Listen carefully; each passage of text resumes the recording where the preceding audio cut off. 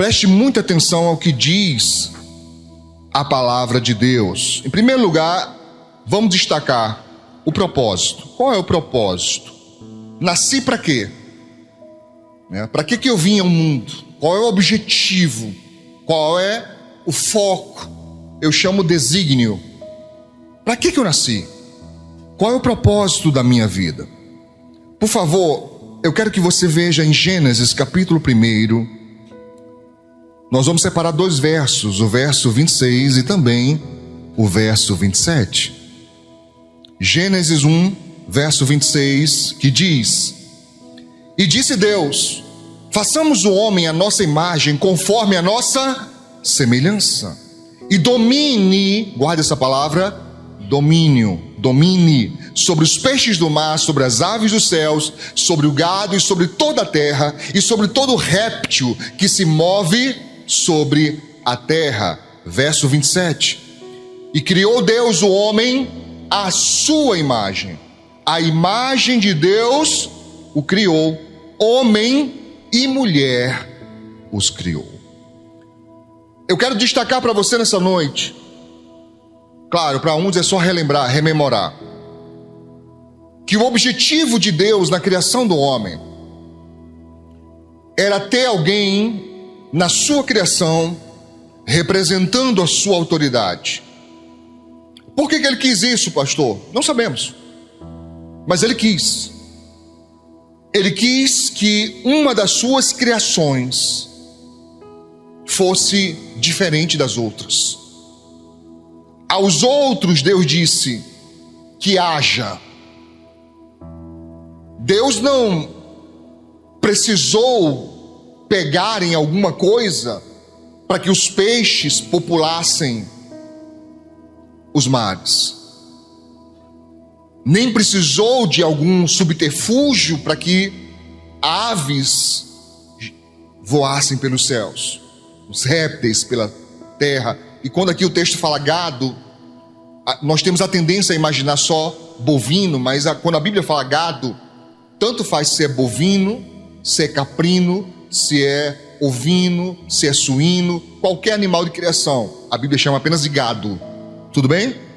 Então, as criaturas de Deus, ele apenas disse e elas surgiram. Mas o homem foi diferente. O Senhor Deus criou, e ele criou a sua própria imagem. Ele criou tendo ele próprio como modelo. E teologicamente nós dizemos que é uma representação de filiação. Se você ler depois Gênesis, eu não tenho tempo agora, mas quando você lê o nascimento de Sete, não é Sete numeral, Sete era o nome dele, filho de Adão, você vai ver que diz lá a Bíblia Sagrada, viveu Adão depois olha para mim, obreiro, acho que é 138 anos, eu não lembro agora, mais de 100, e gerou um filho, diz o texto, a sua imagem, conforme a sua semelhança. Então, essa ligação, ou esse correlato, essa correlação de imagem e semelhança, nos dá a entender um princípio de filiação. Deus não estava criando mais uma criatura, mas estava criando um filho. Estava gerando um filho. Está claro isso? Isso se confirma no Novo Testamento. É deixado muito claro no Novo Testamento que a relação que Deus quer e sempre quis, não foi a partir de Jesus não, ele sempre quis assim, foi que o homem fosse, de fato, visto como filho de Deus. Amém, irmãos? Isso está claro? Para que você nasceu? 130?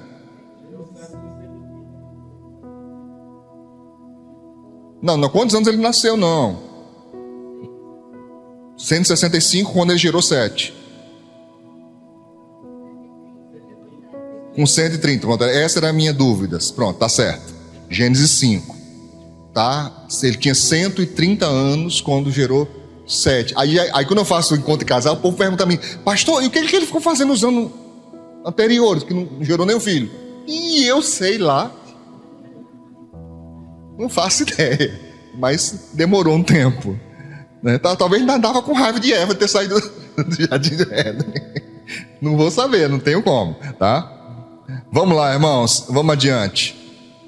Eu queria que você gravasse uma coisa. Eu coloquei aqui a matéria-prima e a bateria.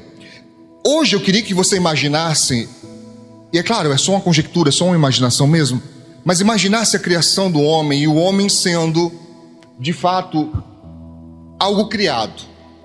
Foi. Mas entenda, na nossa realidade de hoje, como se fosse um autônomo, autômato, perdão, eu falei errado, não autônomo, pessoa que trabalha por conta, mas autômato, né? Um ser automatizado, um robô. Se fosse assim, não é, mas se fosse assim, qual seria a matéria-prima? Qual seria a força motriz? A bateria que faria essa máquina funcionar? Vocês estão entendendo a minha tentativa de conjectura aqui? Alguns caras assim, ó. Gênesis 2:7. Qual foi a matéria-prima? Qual foi a bateria? Está aqui. E formou o Senhor Deus o homem da onde? Do pó da terra. Então a matéria-prima do homem qual foi? Pó da terra. Nós às vezes dizemos barro, areia, mas o termo correto mesmo é pó da terra. Formou o homem do pó da terra. E o que mais? E soprou em suas narinas. O que ele soprou nas narinas do homem? Fôlego da vida. É uma outra forma de dizer espírito. Espírito. É muito lindo. Eu não sei pronunciar em hebraico, eu não falo hebraico, mas algumas palavras eu já ouvi, por repetição você guarda alguma coisa, e a palavra espírito para eles soa como shh.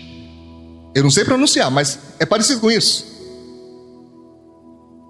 É um sopro. E a palavra espírito quer dizer exatamente isso em hebraico. Indica isso, sopro. Quando Deus sopra nas narinas da sua criação, no caso o homem, ele está introjetando em Adão o seu próprio espírito. Uma parcela, um pouco, uma fração do Espírito de Deus. Isso está claro? E o homem foi feito o quê? Alma vivente. Note, foi feito, se tornou, a partir daí ele ganha vida. Quando Deus sopra nas suas narinas o fôlego da vida. Eu uma vez perguntei a uma pessoa experiente, não sei se Tiago tem essa experiência, imagino que deva ter por trabalhar como socorrista, mas eu perguntei a uma pessoa de hospital que trabalha com doentes em estado terminal, e a pessoa falou para mim que é muito comum, na hora da morte, as pessoas darem um suspiro. Eu nunca vi.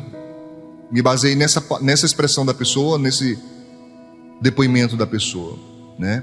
Que na hora da morte mesmo, no último momento, a pessoa faz. E alguns que estudam esse tipo de coisa, é uma disciplina da teologia que eu não domino, eu não me aprofundei nela, chama pneumatologia, né? O estudo do espírito. Eu não estudei muito a fundo, certo? Eu não tenho como afirmar com certeza, mas de certeza eu sei que ele só está vivo porque Deus soprou vida. Amém? O texto diz isso muito claramente. O homem foi feito alma vivente. Mas o problema, irmãos, é que nós estamos indo contra as instruções de fábrica. Uma vez eu brincando com o irmão, falei assim: você segue o manual do fabricante? Vou fazer uma enquete rápida aqui com os irmãos. Quem quando compra uma coisa lê o manual? Quem? 2, 3, 4, Certeza, pastor. O que eu compro, eu leio o manual. Todo. Não é abrir o negócio, como é que monta? Não. Isso não é ler o manual. Lê todo o manual. Quem lê?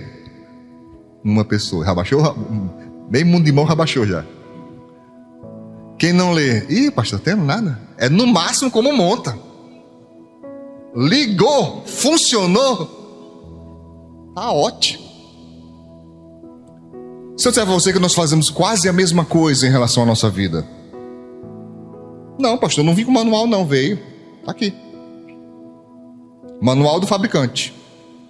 Aqui está dizendo para que foi criado, para que serve, como funciona, como quebra, como conserta. Está tudo aqui. Aí pergunta para o teu irmão, eu não vou perguntar, você vai perguntar. Tu já leu o manual?